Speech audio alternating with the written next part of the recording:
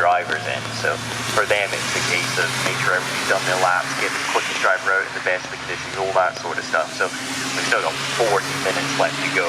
The order, although it is Matthewson at the top, followed by Keane, who I've definitely seen somewhere else, Keane. Hewitt and Digman and Grimstead are your top 5.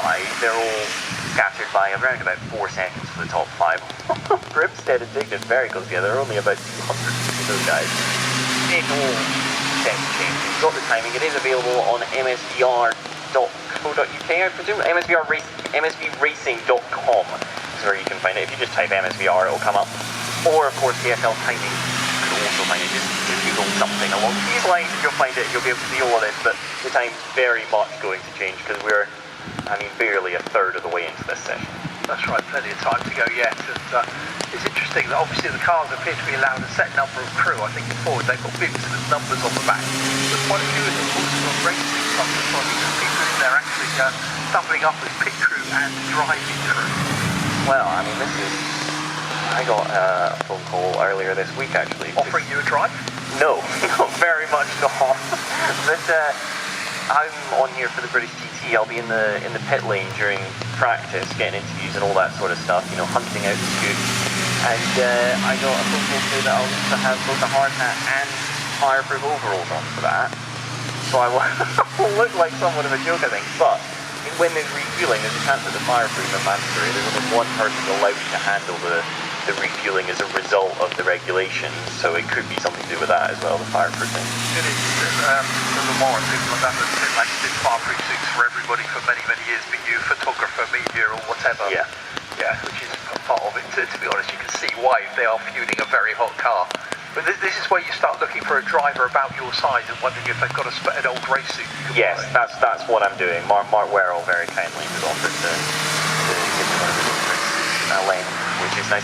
The Chameleon racing car, we've been discussing livery. We go through, and I've got a little system for noting down the colours, so that when it comes to the race, I can look with my binoculars up the hill and figure out who's who without needing to see numbers or names and all that sort of stuff. It's quite common. Red is R, black is B, actually U for blue, all that sort of stuff. And you put a little slash down, figure out the colour combination, you're sorted, easy, right? Should work. Chameleon Racing have about 6 colours on their car, so I'm just not even bothering with that one. I think every single panel is a different colour, hence the name Chameleon Racing, or maybe it's come the other way around. It does have rather a large chameleon on the rear front quarters, which is a clue, but doesn't help you from straight ahead. No. I was trying to figure out the colour of the front of the car, and honestly, it's just not worth it. There's one that I don't know, it's probably Chameleon Racing. It's the conclusion I've come to. Probably fudge our way through as many as we can, basically. I really like the colour on the 1-1. It's dark and it's burgundy like red, and it's got yellow racing stripes. Yeah. Somebody's at the pit lane now with a great big smile on their face. Like, I told you we should do this dark one with purpley red stripes. So, yeah. 149 on is also looking sleek. It is actually blacky grey, which is exactly what we said we can't see, but it looks very nice and done. But there are some very pretty streets out there, actually. Hats on. The Misty Racing is the slightly appropriate name for a race team today. Yeah, another very attractive car.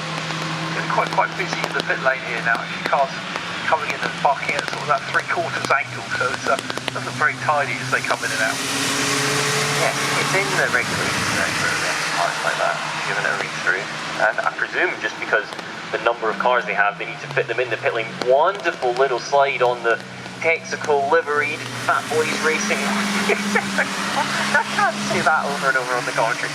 Fat Boys Racing on the limit and just a little bit over it to get that slip angle for Nick Brooke. Got the car rotated back on the throttle. Brilliant for them. Could be a quick lap coming in.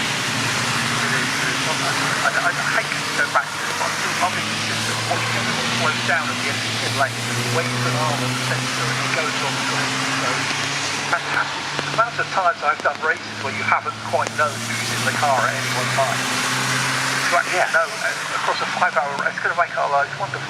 We can blame the right person or praise the right person.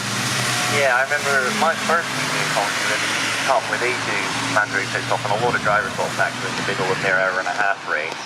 And we were just praising, there was a couple pairings clearly from the same family, the Geddys being one of them, And, whoa, big moment. This is more important. 64 car sliding, rotating. How has he kept that facing the right way?